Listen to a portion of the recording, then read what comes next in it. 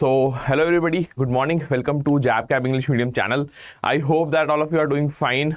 Today is our exam. As we know that IFS exam will be conducted just some few hours after this particular session. And when we talk about what all we should do right now, we must focus on the important questions. And that is the reason why we are coming up with this particular session, where we'll be discussing the most important questions, most relevant questions which have been repeated time and again in the past, so that you can gain confidence, and with that confidence you can crack the examination which you are preparing for so long. Okay, so quickly tell me whether everything is fine or not, then we can start the class.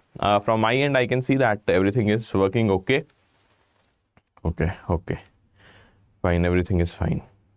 Okay, so without any further delay, let's start the session. The first question in front of you: which of the following agricultural revolutions is correctly matched with its corresponding field or product? So see, such simple questions, we are expecting that there will be certain questions which are of the simple category. You must answer it in real time as soon as possible. What will be the right answer here? When we talk about the agricultural revolution, the primary sector revolution, you have to tell me that which is the correct match here. Silver revolution talks about cotton, pink for eggs, brown for meat, potato, or gray for fertilizers, which we have seen in our sessions also. The answer is option D. The gray revolution pertains to fertilizers. Okay, gray for fertilizers, silver for eggs, and the most important one, again I'm saying you, the brown revolution, non-conventional energy. Then one question based on agriculture. See, this question has been asked twice in the past, and that makes it very important. Okay, try to analyze, try to answer the question as soon as possible, because in the exam also you need to have some pace. Fine. So which of the following statements are correct regarding the sectors of economy? Yes, D is the right answer. Good. So you guys are up in the morning. That's great to know. Most of you must be having the exam in first shift also. So again, give it your best shot. Agriculture's share of country's gross income has been declining. Industrial services are increasing. GDP. Okay. Quickly. So the right answer will be option D. Yes, D is the right answer. And from here, one more thing I want to reiterate, that you should remember the trend. Okay, this trend is very important in overall agriculture. What a trend? First of all, the trend of GDP.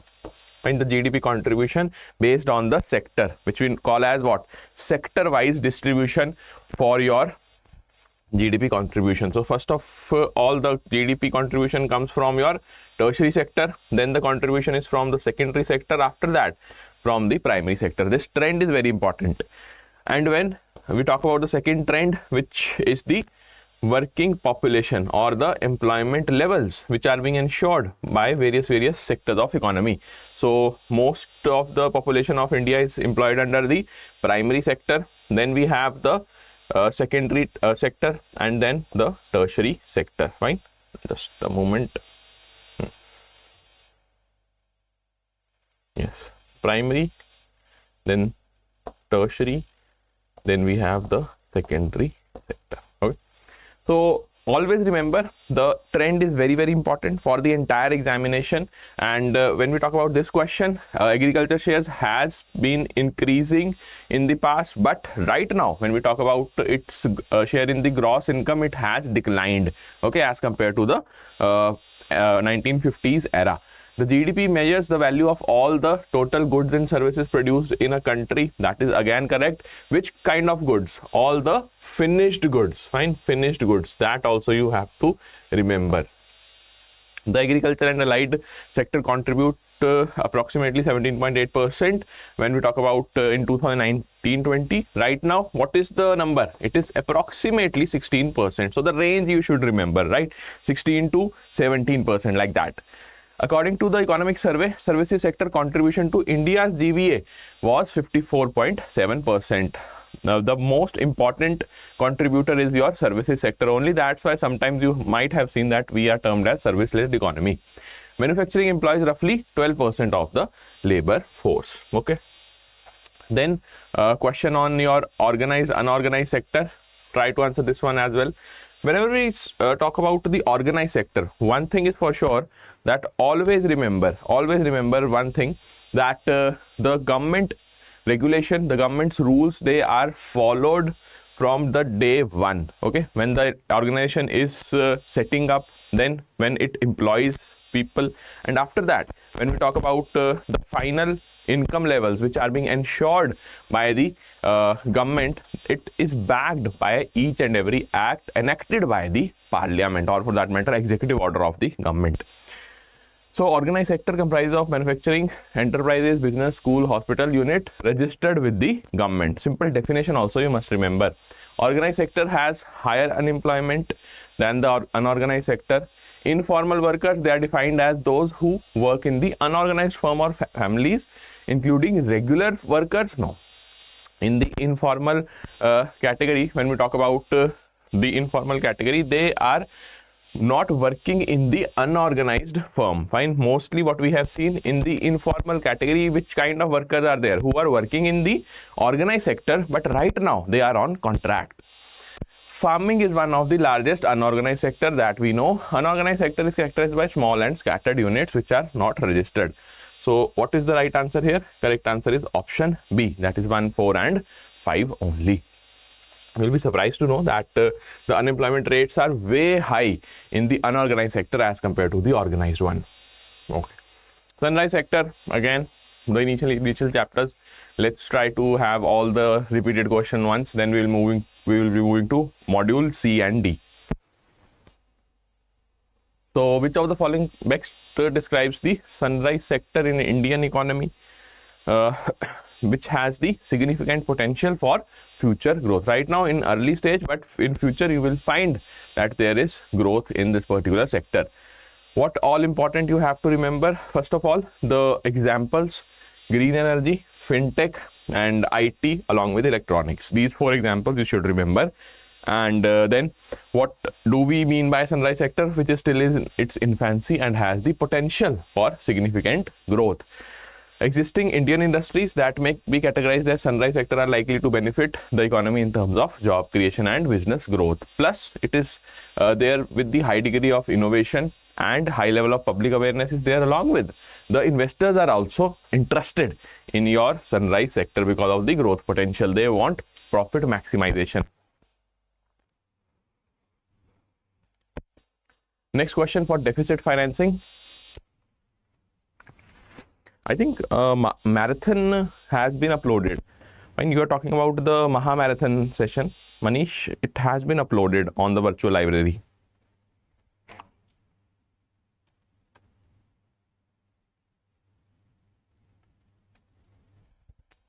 Okay. So deficit financing, we have borrowing from public and foreign governments. Yes, one method. Then RBI direct borrowing, withdrawing the cash balances with the RBI. Again, this is also correct. But direct borrowing from private sector, government is not involved in that, right? Okay. There is issue. Okay, let me just check with the team. D is the right answer. In the meantime, try to answer this question.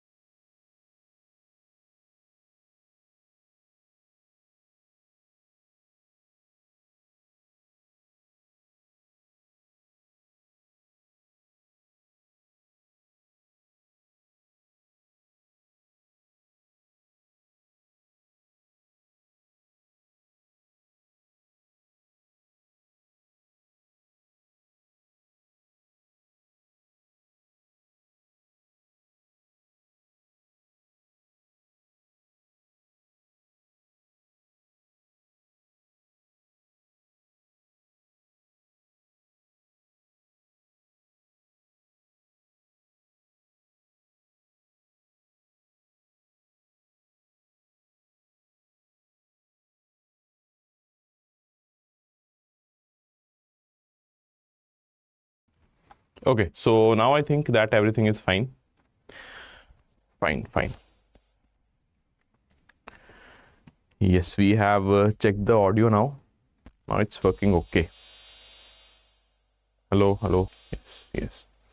Fine. So this question, when we talk about economic planning and 5-year plans in India, mostly the question revolves around the economic plans, and it talks about various topics related to your 5-year plans.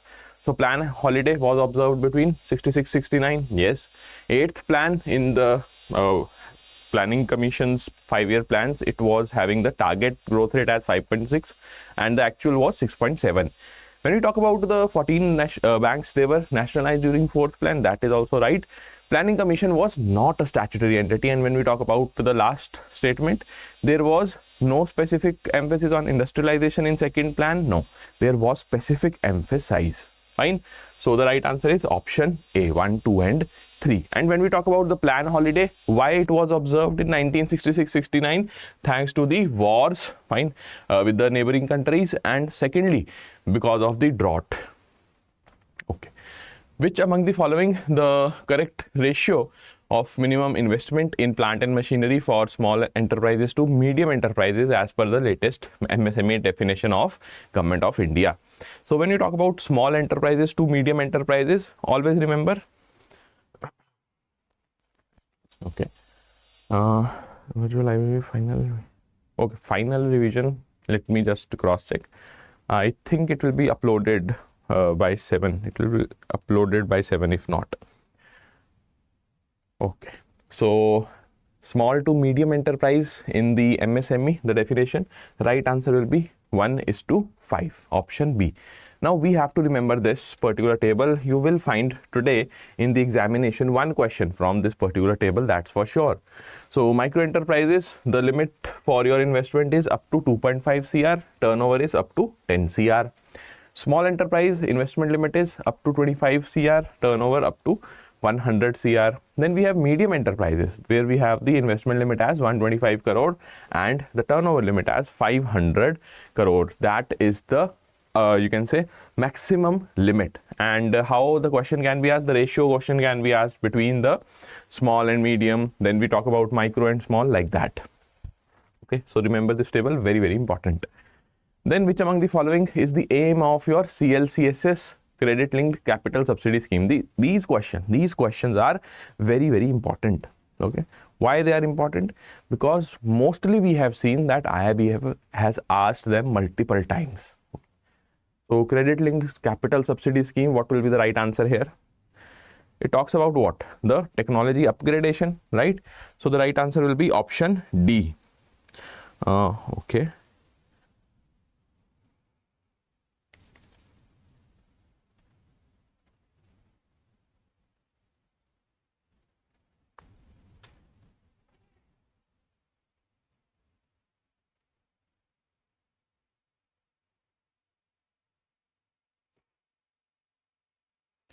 Check once again. Okay, A is the right answer. Fine. No, but here for this question, CLCSS, upgradation of technology for MSME. Then another important topic of module A, priority sector lending norms. From here we have one question. The total priority sector lending target with respect to the small and marginal farmers, the SMFs, in your foreign banks with more than 20 branches in India is what? Quickly tell me the right answer here. Priority sector lending targets for small and marginal farmers. So always remember the overall agriculture target is what? Overall agri target is your 18%, and then 14% is for the newly introduced NCF category, non-corporate farmers. After that, 10% is for your small and marginal farmers, okay, SMFs. So what will be the right answer here? Option B is the correct one. Yes, B is the right answer. Good. Again, let's revise the priority sector lending norms, because the question is expected. Why? Because it has been revised in March. So starting off with the categories, we have total priority sector, agriculture, micro and advances to weaker section. What is the institution? What are the institutions which are involved here? We have the domestic commercial banks, excluding RRBs and SFBs, and foreign banks with 20 branches and above. Foreign banks with less than 20 branches, then we have RRBs and small finance banks. These are the financial institutions. One thing you must remember, apart from the total priority sector lending, no other particular norm is there for the priority sector obligation for your foreign banks with less than 20 branches. That is the foreign banks having the branches between 1 to 19. Okay. So these are not applicable to these foreign banks, those small foreign banks you can say. Total priority sector, 40% of ANBC or COB, whichever is higher in the domestic commercial banks, and foreign banks with 20 branches and above. Let's call it the first category. Second category is this, right? Second institution, financial institution. Third is regional rural banks, and fourth one is your small finance banks. So here in the small foreign banks, you will find 40% again as the obligation, but 32% should go towards export credit, remaining 8% to the remaining priority sectors, which whatever they are after your export credit. RRBs, we talk about 75%. In RRBs, 15% will go towards the medium enterprises, social infra, renewable energy, and the remaining 60% to the remaining priority sectors.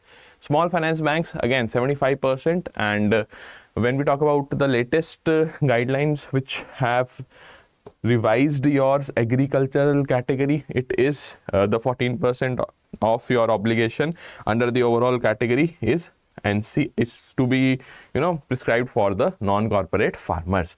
Overall category will have the obligation as 18%, 18%, 18%, then 14% for NCF and 10% for the small and marginal farmers.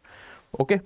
Micro enterprises, 7.5 across the three categories, three financial institutions, 7.5, 7.5 and 7.5.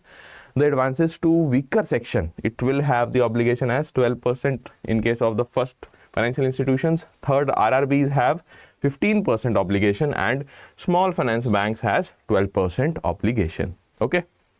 This table is highly important. Okay, you cannot ignore it. Fine. When we talk about this small finance bank, it is 75% right now. Do not get confused because it will be updated in the upcoming time. But right now, when we talk about June 2025 or today also, it is 75 only. Now let's see question on REITs. The investors in real estate investment trusts have a tax rate of dash for interest income to non-residential unit holders. What will be the right answer here?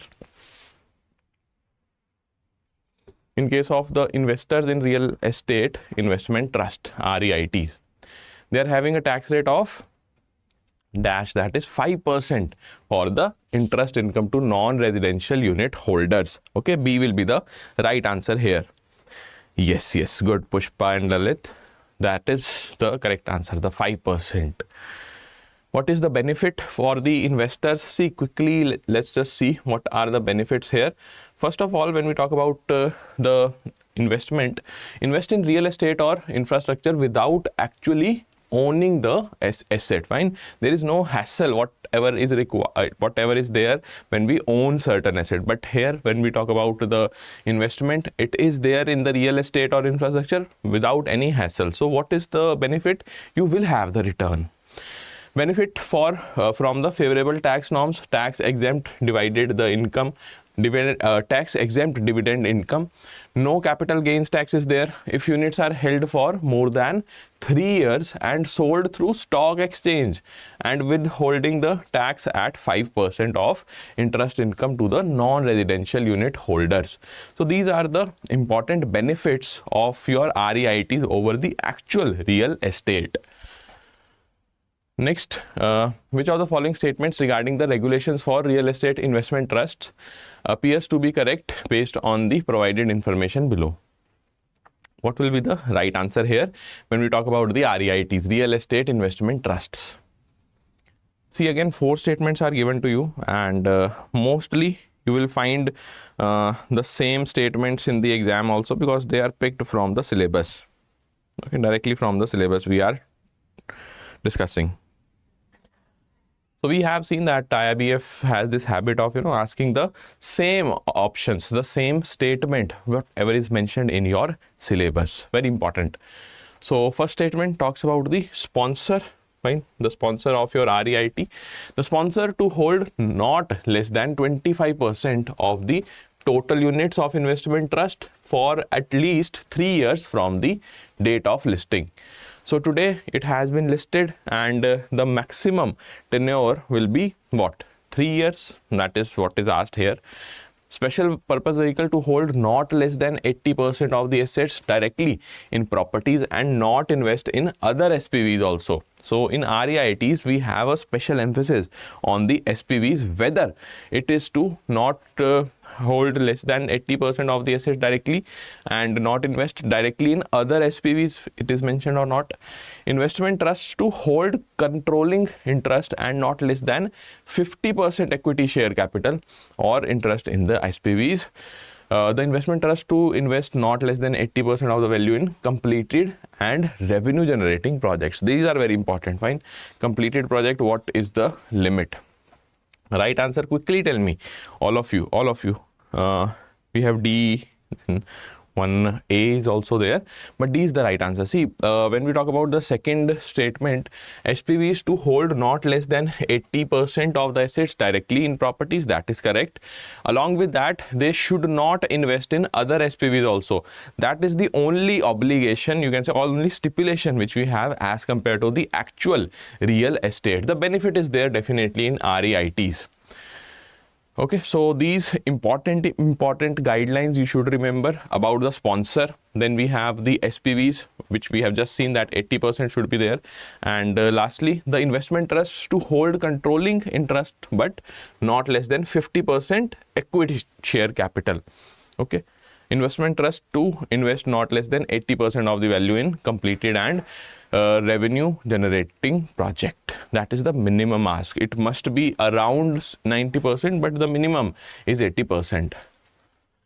Now let's talk about ITs. Which of the following statements are incorrect regarding the infrastructure investment trust based on the following information? So what will be the right answer here?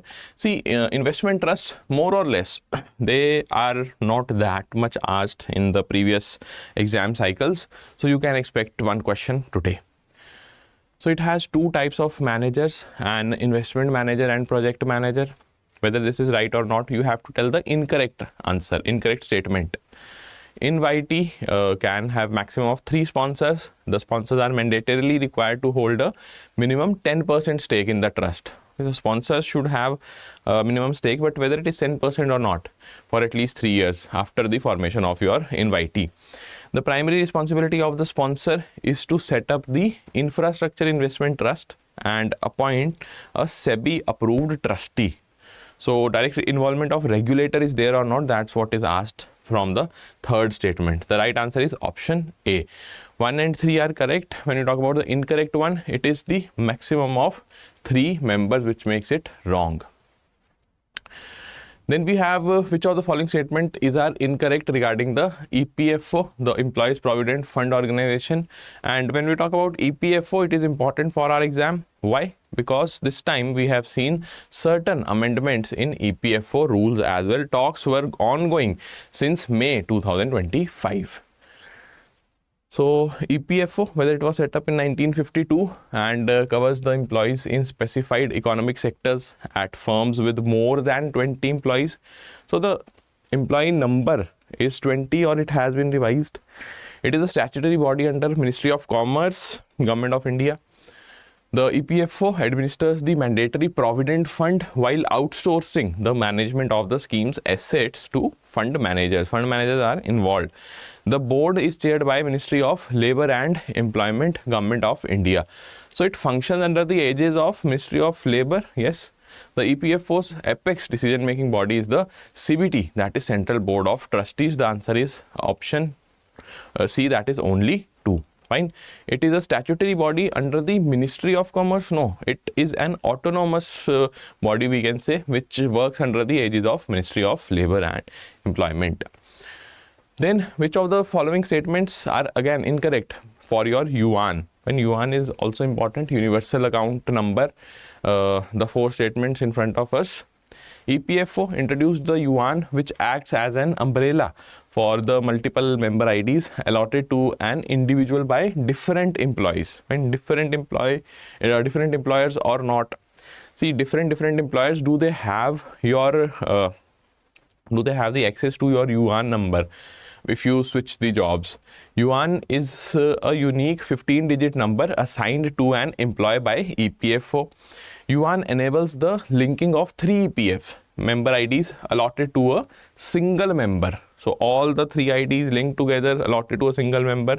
Yuan program was launched back in 2014 as part of Pandit Deen Dayal Upadhyay Shram Jayate Karyakram. So what is the incorrect one? Which of the following is incorrect? I can see the answers, but I don't think so that they pertain to this question. Quickly try to answer.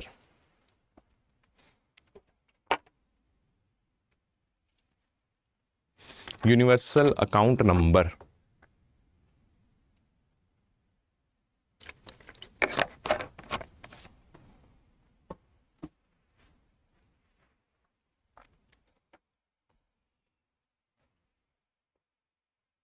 Okay. Fine. So B is the right answer. Indeed, it is the correct one because statement 1 and 4 are correct. Now, next question based on the types of lease. We have different lease here. The question asks you about closed and open-ended, upfront and back-end, percentage, as well as the cross-border lease. What will be the correct answer here? In the closed-ended lease, whether the asset get transferred to the lessor at the end of the lease contract period, upfront and back-end, here the lease, the higher lease rentals are charged in the initial years. Percentage lease, the lessor needs to pay fixed lease rentals plus the plus sum of the percentage for your previous year's gross revenue. Cross-border, it talks about the international lease as well. The lessee and the lessor, they are in the different countries. That we have seen, right? What will be the correct answer here? The correct answer for this question will be option C. All these statements are correct, and if you do not remember that what type of lease pertains to which type of description, then here you can see the most important one is upfront and back-end lease, because here the higher lease rentals in the upfront lease, they are charged in the initial years, and then as you move towards the later years of contract, the rentals will be lower. When we talk about back-end lease, what happens? In the initial years, the lease rentals are less and they gradually go on increasing towards the final stage of your lease. Okay, C is the right answer. Next important topic is our credit rating, and the process flow is asked time and again. Arrange the following steps in the correct ascending order that typically occurs in the process of credit rating. So we have credit rating, fine, as one of the topic in our syllabus. What will be the right answer? 9 steps are involved, and when we talk about the process flow, from where it starts. See, you should, while sitting in the examination hall today also, you should start with the options. When there are more than 4 statements, try to start with the options and take the hint that if you finalize at least the first step, you are good to go. You need not to do anything else, just the first step, because all the options have different first stage. That's how you should attempt in the examination hall as well. So the right answer is option C, fine. Yes, C is the correct one. When we talk about the process flow, let's quickly see. Entering into the agreement by company with the credit rating agency, then appointment of the analytical team at the CRA, obtaining information from the company, that is also required. After that, meeting the company's officials, that is done. Then analysis of company's financials, meeting of the rating committee to decide on rating. Then this is very important, communicating the rating decision to the company, because only then rating will be published on the CRA's website. Fine. Lastly, monitoring and review of the rating will be done. Now let's see a concept called venture capital. You have to tell which of the following is incorrect for your venture capital. Okay. So venture capital may be broadly defined as a long-term investment in a business which has the potential for significant growth and financial returns. So when you talk about the venture capital, it is defined indeed for such type of investments or such type of capital which is provided by the big corporates in certain small companies which have the growth potential for future. It meets the needs of the business wherein the probability of loss is quite high because of uncertainties associated with that business. As I told you, it is mostly the small business, but the returns expected are also higher. That is correct. Venture capital is therefore termed as low risk, high return. No, it is high risk, high return capital. Venture capital funds are investments made by investors who seek private equity stakes in small to medium businesses which have the potential to grow. So what is the right answer here? Venture capital fund are investments made by the investor who seek private equity stakes in small to medium businesses and have potential to grow. The right answer will be option D, that is 3 only. Venture capital is termed as high risk, high return, not low risk, high return. And you have to tell the false statement. This is the false statement here. Okay, D will be the right answer. Rest 3 are correct. Then a question related to STT. Fine. Sometimes the abbreviation or the full form is not given, only the abbreviation is given in the question. So try to answer this particular question. What is the full form of STT? Just take 20 seconds. Fine. Fairly an easy question as we compare it with the other questions of module D, which are quite heavy when it comes to the information asked. So securities transaction tax, STT, whether it is the securities transaction tax or not, being levied on all the transactions done on the stock exchanges at rates prescribed by the central government from time to time. It came into effect from 1st October 2004, and when we talk about the STT, it has been reduced to 0.1% on cash delivery transactions in the annual budget 2015-16. What is the right answer? See, recent initiatives, mostly they do not ask. Fine. In module D at least, there is no such case.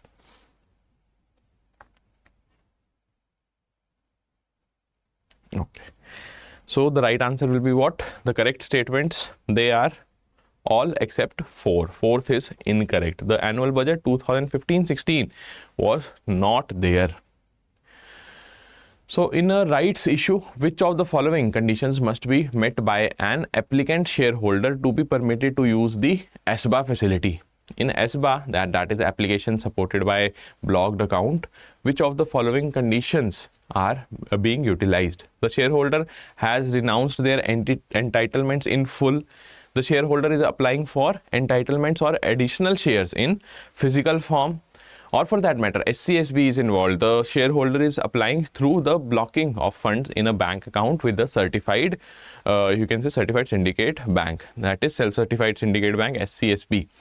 The shareholder is not holding shares in demat form. Yes, the following conditions are there which must apply to be met by the applicant shareholder to use your SBA facility. It is the option C, that is self-certified syndicate bank. Always remember, in SBA facility, SCSB plays an important role. Okay, fine. So where we have the information of this particular setup, SEBI has been specifying the investors who can apply through SBA facility. In case of public issues with the effect from 1st of May 2010, all the investors could apply through SBA facility. Rights issue, all the shareholders of the company as on record date were permitted to use SBA for making the applications, provided the applicant shareholder is fulfilling the following condition. He or she is holding the shares in dematerialized form and has applied for entitlements or additional shares in your issue in the demat form, has not renounced his or her entitlement in full or in part, plus when you talk about is not a renouncee. Fine. All the terms and conditions which are mentioned in your for your SBA facility, they must be met. Is applying through blocking of funds in the bank account with the self-certified syndicate bank, that is SCSB. What is SCSB? It is just a bank which is specialized as a bank capable of providing SBA services. And on which website do we have this detail? On the website of SEBI only these details are published. Next we have, which of the following is a stated role of FIMDA? See, these kind of questions, roles, objectives, all these are asked in the actual exam also. And you will find that in the actual exam, there are questions based on the objective, based on the aim of various institutions. So when we talk about the fixed income money market and derivative association of India, the correct answer will be option C, that is to function as principal interface with the regulators on issues impacting the functioning of bond, money and derivative market. All the three markets are involved. Okay, what is FIMDA? It is just one SRO, that is self-regulatory organization associated with the fixed income and derivative markets in our country. The role is what? The most important role is to function as the principal interface with the regulators on various issues that impact the actual functioning of the markets. Then also important role is to provide training and development support to the dealers and support the personnel at the member institutions. These are the two major roles. This question asked in May exam also as well as in 2023. Try to answer this question based on the nomenclature. The same question we have discussed in the, I think, May exam cycle also. Fine. We were expecting and it was there. In the morning only we discussed this.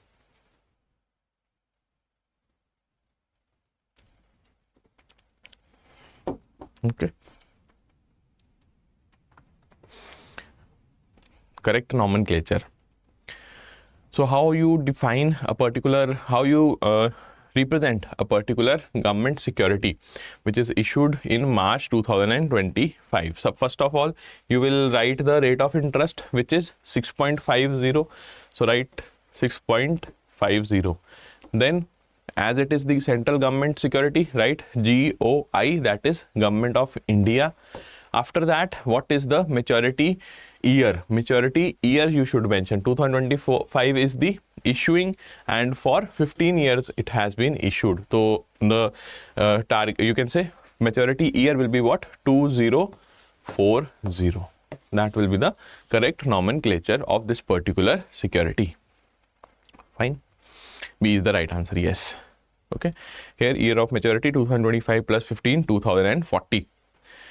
Then we have credit ratings are broadly classified into three main categories that indicate the level of credit worthiness. Which of the following options correctly lists the three classified grades? So we have three grades, starting off with the investment grades. Then we have speculative grades. Do we have hedge grades or not? Fine. Hedge funds we have seen, but hedge grades, the right answer is option A, high investment, investment grade and speculative grade. Only these are the grades which are present. And how you can remember? His, H for your high investment, I for investment and S for speculative. Okay, so question can also be asked from the CRAs, that what all 7 CRAs are there. Fine. They will ask that whether the following is a part of CRA or in India or not. So CRISIL, then we have the India Ratings and Research, ICRA, CARE, Brickwork, Informix and Acute Ratings and Research Limited. Plus all these 7 CRAs have also been accredited by RBI for the purpose of risk weighting banks' claims for capital adequacy purpose. What are capital adequacy purpose? Just in case our economy is hit by a negative growth rate, whether we have the sufficient buffer, sufficient capital to resurrect our economy or not. Ratings are also classified into 3 grades, with the high investment, investment and speculative grade. Broadly speaking, ratings are divided by CRAs into 3 levels: investment grade, non-investment grade and default grade. So grade also you should remember. Okay, they can ask this time the grade. Once they have asked your CRA levels, the CRA, you can say ratings, what is their grade. Now this time they can ask you the ratings are divided by CRA into 3 levels. Which of the following is not one of of the level. So always remember investment, non-investment and default grade is the right answer.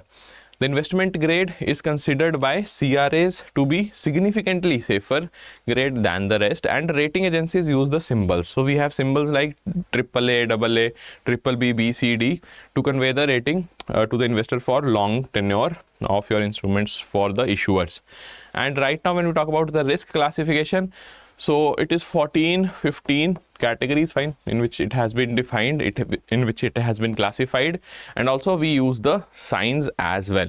So if the question is there that whether BBB minus is a representation of better rating or not as compared to BB plus. So always remember in B category you will find that BBB is any day one notch above than the BB, whether the sign is negative or not, fine. So negative sign does not mean that it is a lower rating, it is in fact a particular higher rating. Now MFI, one question based on MFI, which of the following is not stated as an objective of Association of Mutual Funds in India? So MFI, again, when we talk about the mutual funds in our country, more or less you will find simple questions, fine. If you had not seen the formula for NAV, do go through the formula once. From there one question we are expecting, okay. Plus when we talk about the law of appropriation, fine, one formula is based on the absolute return. So all the formulas you should know along with the basics of mutual funds. So Association of Mutual Funds, incorrect statement is option B, to act as direct regulator. No, the regulator is always SEBI, fine. You cannot just say that SEBI is not the regulator for the mutual funds. No, it is the market regulator for the securities market, secondary one. So MFI was incorporated on 22nd August 1995 as non-profit organization. What is the objective? Basic objective was to promote the business practices and maintain the ethical standards in the industry, and also interact with SEBI, fine. Along with that, to develop a well-trained agent distributors network, to create awareness was the prime aim. And when we talk about the funds, the MFI has also set up the Committee on Valuation of Mutual Funds, the Committee on Best Practices, Committee on RBI related matters, Committee on Regulation of MFI certified distributors for reviewing and evolving the standards in the mutual funds industry. So always remember MFI is having a major role, but it is not a regulator, fine.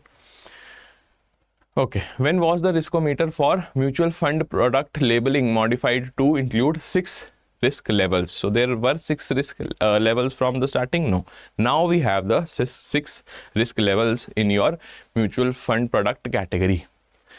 So what is the year, fine, in which year it was introduced? Indeed, it was introduced in 2020 only. So in 2015, as a part of a system by which mutual funds were to convey risk perception to investors, SEBI replaced the color coding. So this also can be asked that prior to your riskometer, what kind of indicator was there? Color coding was the indicator. The riskometer had 5 levels when introduced. Okay, initially when we talk about the 2015, it had only 5 parameters. In 2020, based on the recommendation of Mutual Fund Advisory Committee, MFAC, the guidelines for product labeling in mutual funds was reviewed and the riskometer was modified to include 6 levels. Now we have the 6 levels. What are these levels? Starting off with low, low to moderate, moderate, moderately high, high and very high. Okay, so this you should remember. 2 things: color coding has been replaced by riskometer, and when it was replaced in 2015, and this particular category, this particular risk category has been added in 2020. Okay, initially was 5, now it is 6.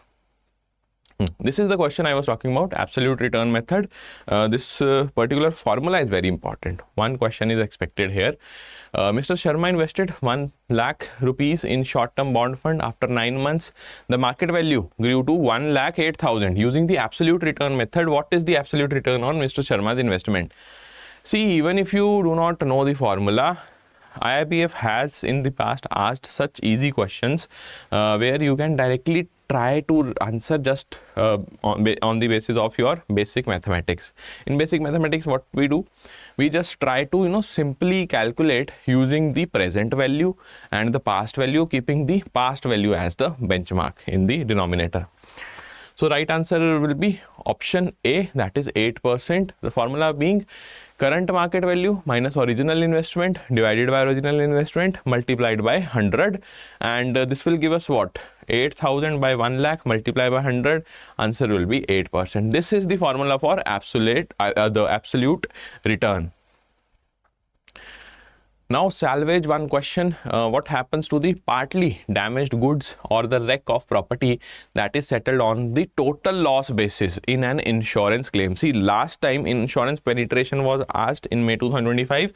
This time we are expecting that the question on salvage can be asked. This is also a term which is often used, but not asked till now by IIBF. This is referred to as salvage, and after the claim is paid in full, the salvage is what? Fine. What happens to this salvage? Remains the property of insured, divided equally between the insured and the insurance company. The wreckage, fine. I hope you are understanding that it is the wreck of whatever accident happened. It becomes the property of the insurance company solely, or is typically disposed of by the insured to minimize their loss. Right answer is option C. It automatically becomes the property of insurance company. Yes, Vishali, Tony, Lalit, C is the right answer. Good. So when we talk about salvage, in case of claims under various types of insurance policy, the partly damaged goods or the wreck of car or any machinery, any other property settled on total loss basis is known as salvage. After settling the claim for your full amount, it becomes the property of insurance company. Generally, the job of salvage disposal is entrusted by the insurance company only to your surveyor, who carried out the loss assessment based on which we are saying total loss has happened, subject to observance of procedure for salvage disposal. The amount realized through salvage disposal will be set off by the insurer against the losses paid to them. So see, insurance company also want to maximize their profit until and unless you are talking about the social security. Next we have in context of NPS, which of the following statements accurately describe the key difference? So this difference based question, time and again asked. What will be the right answer here? Okay. So we have the answers from Vishali, then Jyoti is answering. We have Pushpa, Lalit. Good. Right answer will be option C. Tier 1 non-withdrawable retirement account, and Tier 2 is the voluntary saving account with free withdrawal. Okay, two types of NPS, Tier 1, Tier 2. Fine, NPS account is same, but two sub accounts are there in NPS. Tier 1, it is non-withdrawable. Fine, it is just your retirement savings. When we talk about the Tier 2 account, you have it as the voluntary savings facility, as the normal accounts are there. Subscriber will be free to withdraw their saving from the account whenever they wish. And the funds contributed by the subscriber are invested by PFRDA. And what is the significance of PFRDA? It is the regulator of pension sector in our country. Okay. Now let's see one question based on factoring and forfeiting. We want to revise the difference between factoring and forfeiting via this particular question. Try to answer this. Here we have a particular scenario where Indian small and medium sized enterprise SME engaged in exporting leather goods to multiple buyers in different European countries. It seeks to optimize its working capital. Fine, as we know that working capital is the bare minimum necessity when we talk about running a business, and mitigate the risks associated with international receivables. Based on the characteristics of factoring and forfeiting, which financial instrument would likely be the more suitable choice for this SME and why? So always remember, there will be a question and there you will find the exact setup whichever the IIBF wants to ask. Here it is written factoring and forfeiting are the financial instrument which the particular company is considering, which finally it will consider the factoring only, because the inclusion of services like collection and credit protection would be particularly beneficial for SME dealing with diverse international buyers. Various international markets are there, and complexity of cross-border payments can be there. It can be there. So quickly, let's see the difference. That is the agenda here. When we talk about factoring, it is suitable for ongoing open account sales not backed by LCs or accepted bills of exchange. So when we do not have the backing of your LC, factoring is done. Forfeiting is suitable for one-off transaction backed by LCs. That is the major difference. Short term is your factoring. In case of forfeiting, you have medium to long term, that is 1 to 5 years. After that, with recourse, without recourse means what? With recourse means you have an alternate in case the setup fails. So in factoring, you can have a setup, backup setup also, and without recourse as well. Forfeiting, there is normally forfeiting is generally with the without recourse basis, no moving back. Requires continuous arrangement between the factor and the client. Fine. In factoring, continuous you can say communication will be there between the factor and the client, whereby all the sales are routed through the factor. Seller need not to route any other business through the forfeiter. Deals are concluded transaction wise. Only transaction wise deals will be done in the forfeiting, not like your factoring. Factor assumes responsibility for the collection also, fine, and helps the client reduce the overheads for the same. That is the convenience which is being provided by the factoring. Forfeiter's responsibility extends to collection of the forfeited debt only the debt, nothing else. In factoring, you will find that charges include those for financing, collection, administration, and credit protection, along with the MIS, the system which we utilize for information sharing. For forfeiting, charges include discount and commitment charges. Only two charges are there because the services are also limited. In factoring, it is commonly for domestic and international. Forfeiting is commonly for international transaction only for international transaction. Okay, so this difference, this table is very important. Try to revise this as much as possible. Now let's move on to the module A, that is your first module, and we are expecting 20% of the paper revolving around your module A, and approximately 20, can be between 15 to 20 also. According to the Angus Madison database, which of the following statements about India and China's share of global GDP is true? So what is the right answer here whenever we talk about the Angus Madison database?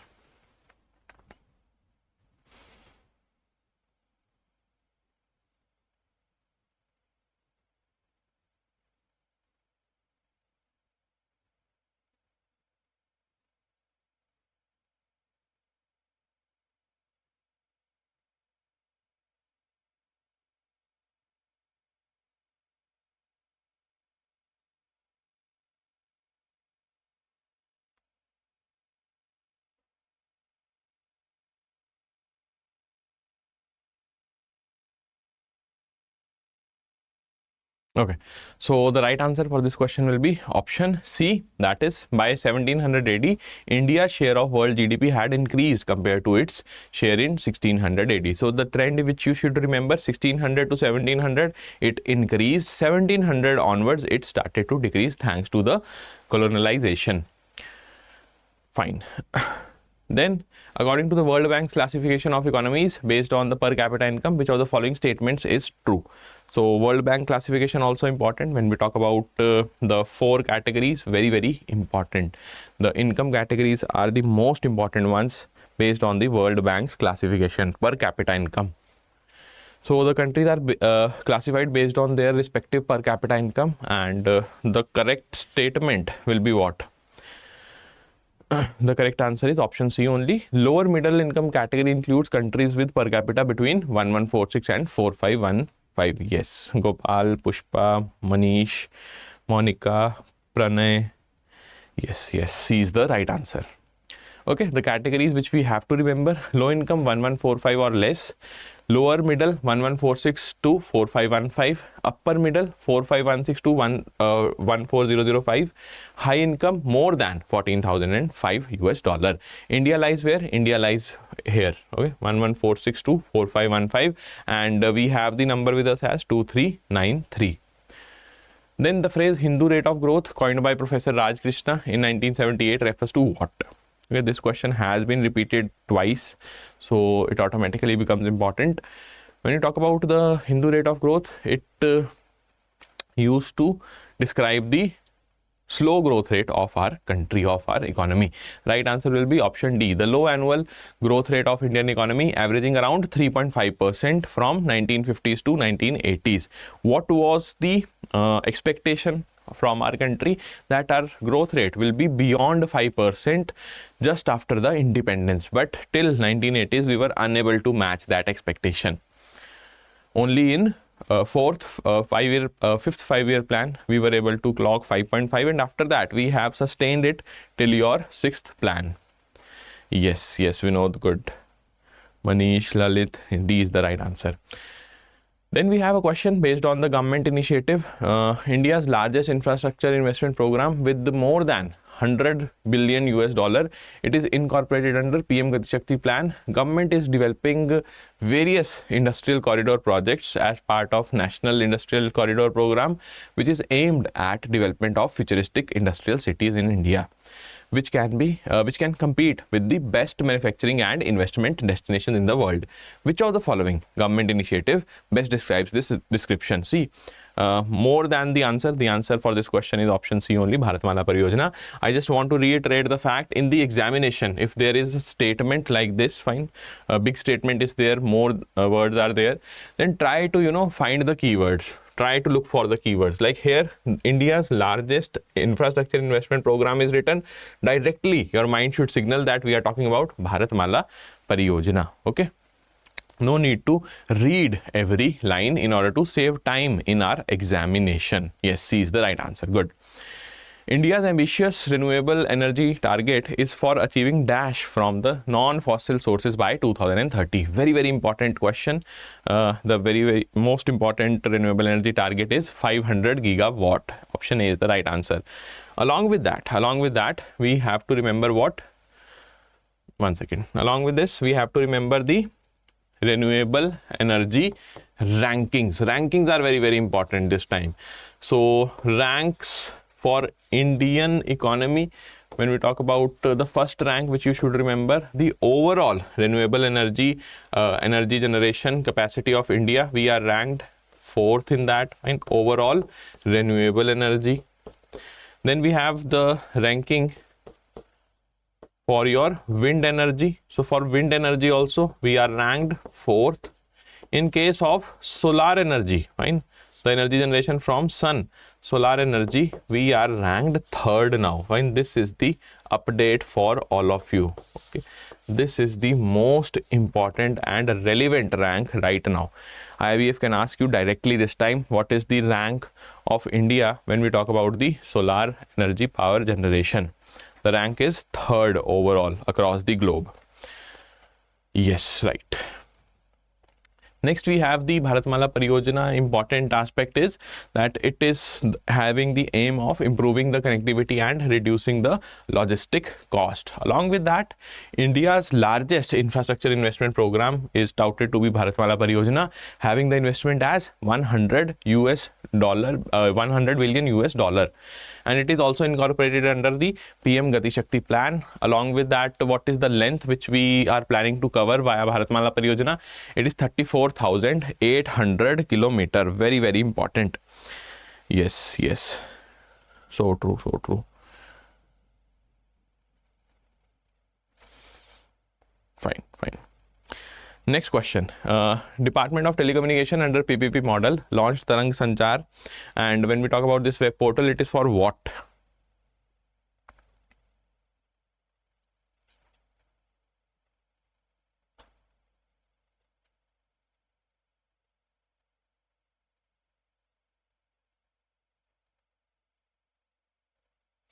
So Tarang Sanchar is for sharing the information regarding your EMF emission compliances. So B will be the right answer here. Okay, so in communication infrastructure, what we need to remember, the FDI cap, it has been increased to 100% now. Earlier it was 74% only. And Tarang Sanchar, it is in the setup of public-private partnership, that is PPP mode. And it talks about what? It shares, it disseminates the information to the public regarding your electromagnetic field signals and to allay the misconception and fear of health issues due to EMF emissions from mobile towers. Okay, that is also very, very important. Next, we have a process is asked, the process of reducing trade dependency and integration amongst the particular units throughout the world is known as what? So, more or less, disintegration of the economy is ongoing. If we talk about this statement, the right answer will be what? Protectionism, deglobalization, tariff barrier, or any of the above. Correct answer for this question is option B, that is deglobalization. You are disintegrating the globalization process. So B is the right answer. And when we talk about the backing of deglobalization process in a country, if it is happening via a particular law, it has been enacted, or for that matter, when we talk about some rule, regulation have been stipulated, then we say that that country is participating in the protectionist measures. Next, we have which of the following market reforms were an outcome of Narasimham Committee 2 for Indian banking sector. Deregulation of branch licensing. Earlier, every time the branch you used to open a new branch, licensing was required. Prudential norms and disclosure requirements. Capital adequacy. What will be the right answer? The right answer for this question, Narasimham Committee 2, all of the above were suggested. These were the reforms suggested by the Narasimham Committee 2. And then Committee on Weak Banks. Directly, now we have studied n number of times these committees for economic reforms. Try to answer it as soon as possible. Yes, good. Shogun, Life Mix, Lalit, Monica, Manish. Yes, T is the right answer for the previous question. So Committee on Weak Banks, we talk about the S.N. Verma Committee. Okay, Chakravarti Committee, Monetary Policy. Narasimham 1, Financial Sector Reform. Padmanabhan Committee, reviewing the bank supervision. Narasimham Committee 2, review the banking sector reforms. S.N. Verma Committee for the weak banks, and R.H. Khan Committee on harmonization of role for your FIs and banks, right? Financial institutions and banks. Next question, based on the CAMELS framework, quickly try to answer this. When you talk about the abbreviations, the full form, they are very important for our examination.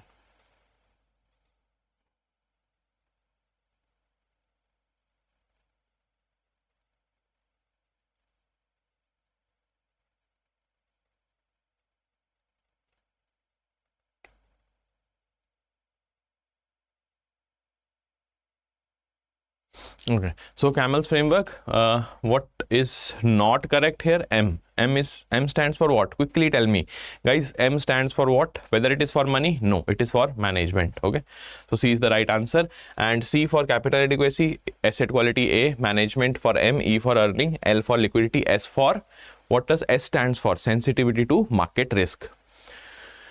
Then one question based on the economic growth and development. This question was verbatim asked in one of the exam cycle. I think in May 2023, something like that was asked. So the difference between economic growth and development, always remember, growth will start the process of your economic indicators, and ultimately the economy will grow when you have the economic development. Fine, only then you will say that you are a developed economy. Otherwise you will be formed as a particular developing economy only. You will be termed as a developing economy. Right answer for this question, M for management. Yes, good, M for management, Vinod. Right answer is option D, that is economic growth means increase in production. When we talk about economic development comes before growth, no. Always remember, first the growth will come, after that you have the economic development, because you need the numbers, you need the GDP for developing the economy. Economic growth brings both quantitative and qualitative changes. Answer is no. Economic growth talks only about the quantitative changes, that is in quantity, only in number, whereas your development talks about quantity as well as quality. Quality of life is a part of what? Development. Economic development is the subset of economic growth? No, it is other way around. Growth is a subset of your development. Okay, SCOMET policy, again, this question is expected. Why? Because FTP 2023, we have seen that no question whatsoever has been asked till now. So one question based on the target of your FTP 2023 and another one on the pillars of FTP, of which one part is your SCOMET as well. So SCOMET, what will be the right answer here?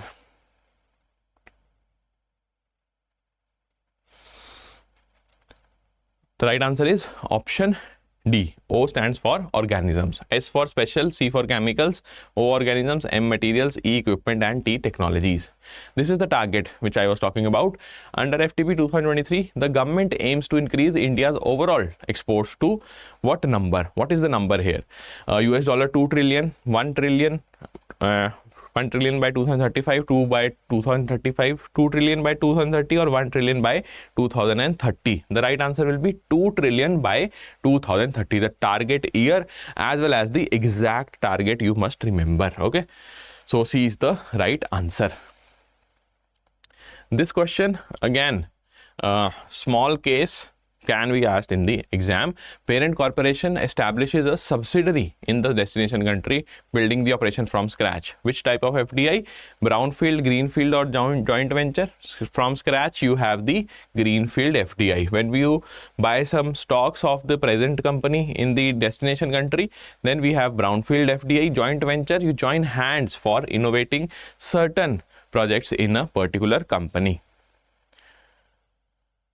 Okay, so next we have the automatic route. Which of the following is true regarding the automatic route for FDI? Always remember, in automatic route there is no prior approval required either from the government or from the RBI. Secondly, the most important thing is, in the automatic route you only have to share the information with the RBI and follow a two-step process. So what will be the right answer here? Investors under the automatic route must follow a two-stage reporting process to the RBI. That is C. Umair Bhatt is quick to answer. That C is the right answer. Good, good. Then intergovernmental organization comprising 13 oil exporting developing countries that coordinates and unifies their petroleum policy, founded in Baghdad, Iraq. Its members include Iran, Iraq, Kuwait, Saudi Arabia. The headquarters of this economic institution is where? So when we talk about this economic institution, we are talking about OPEC, and OPEC's headquarters is in Vienna. Yes, English Chalisa is there in videos section. See, everyone whosoever has not watched the Chalisa class, you must watch it, and it is available in the videos section, not in the live section. Okay, there are two sections in YouTube now. You are watching this session, it will go in the live category. The video section is where your Chalisa is. Next, for SDR, which among the following statement are correct with respect to your special drawing rights? From here, we will try to revise that what actually is the benchmark for deciding the SDRs today. The SDR was created as supplementary international reserve asset. Yes, it is for the unconditional liquidity. SDR serves as the unit of account of the IMF and other international organizations. Again, it is correct. The collapse of Bretton Woods system in 1973 increased the reliance on SDR, whose value remained as equivalent to 0.888671 gram of gold, also equivalent to $1.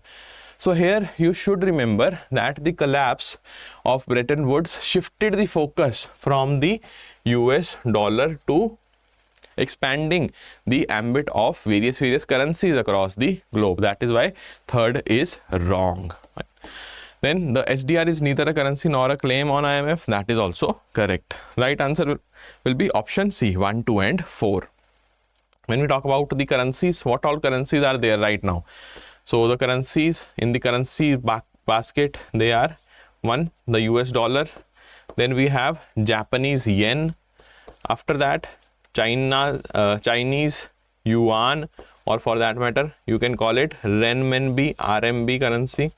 Then we have Eurozone or the European Union's euro. And lastly, we also have the pound of UK, in United Kingdom, pound of UK. Pound sterling of UK. These are the currencies which you have to remember. Okay. Yes, C is the right answer. Last question based on MEGA, and then we will be concluding the class. When you talk about the Multilateral Investment Guarantee Agency, MIGA, what is the right answer? See, World Bank Group, it has good amount of you can say institutions working under it, starting off with IBRD, then we have IDA, then we are also having the IFC, MIGA, the most important one, and the question is based on this only. Lastly, we also have ICSID, also known as the arbitrator. India is a member of all the four. The first four, India is a member. When I talk about ICSID, India is not a member here. So MIGA, what is the full form? It is Multilateral Investment Guarantee Agency. So it performs two functions. First, it suggests the measures how the developing nation's government can attract investment from the foreign land, fine. So foreign direct investment, how we can attract in the developing countries. And secondly, it also suggests the measures which can be taken in case the foreign investors' money is not coming back. So a guarantee is also provided by MIGA for the foreign investor. So there is a win-win situation for the developing countries as well as the investor. So encouraging the foreign direct investment into developing countries, yes. Protecting investors against non-commercial and political risk, again this is right. Advising the governments on how to attract investment, yes. Sanctioning long-term infrastructure loans, no, this is not a particular function performed by MIGA. It is performed by your IBRD and IDA. IBRD provides long-term infra loans to the middle income group countries, and when we talk about IDA, it performs the same function for the poor countries. Okay, right answer is option A. Fine. This is the final description of IBRD, IDA, IFC and MIGA plus ICSID. ICSID is for settling the investment dispute. India is not a member here. IFC, what is the primary aim? What is the primary objective here for the International Finance Corporation? It is to promote the private sector development. Fine. So this was it for your session. I hope that you were able to answer most of the questions. And when we talk about our exam for the bankers who are having it in the first shift, the time is very less. Try to revise as much as possible. And a quick information for all of you, if your exam is in second shift or third shift, on this particular channel only, we will be covering the exam analysis. So do not miss those sessions, because we have seen that IIBF has this tendency of repeating the same topics in the upcoming shifts as well. So shift 1 exam analysis, very important. It will set the benchmark for your shift 2 and 3. Okay. Yes, definitely. We will be sharing the yesterday's class PDF also. I will just talk to the team. Okay, they will share. Thank you, Tony, for attending the class. I wish all the best to everyone. Give it your best shot. You guys were the consistent lot here. And when we talk about the overall strategy in the examination hall, just go by whatever concepts you have learned. Okay, there is no negative marking, so there is no harm in attempting all the questions. That should be the strategy. Go in the examination hall with a mindset that yes, we will attempt all the 100 questions. We will leave no stone unturned, and we will come back from the examination hall with more than 60 marks. That should be the mindset while entering the examination hall. Okay. Yes, definitely you guys will clear. Not an issue at all there. Pushpa, Umesh, Manish, Shivani, Ranjit, Gopal. Yes, I have seen that all of you have attended these sessions with full consistency, with full focus. Definitely the result will be positive today. Okay, Spriti, thank you for attending the class. And yes, we will see you guys in the exam analysis session. And for all of you who are having the exam in first shift, be calm, be composed enough, and do share the questions if you can once you come from the examination hall, and also tell us your scores below the below in the comment section. Okay. Thank you, Manish, for the kind words. Thank you everybody. Tony, we are expecting that half the paper will be of 0.5 marker, then 20 odd questions from 2 marker, means 20% from the 20 marker, remaining from 1 marker. That's what we can assume based on the previous year patterns. Okay, thank you everyone for attending the class. And yes, now is the time to go there and perform. That is it. So see you in the exam analysis session. Till then, goodbye everybody, take care, all the best.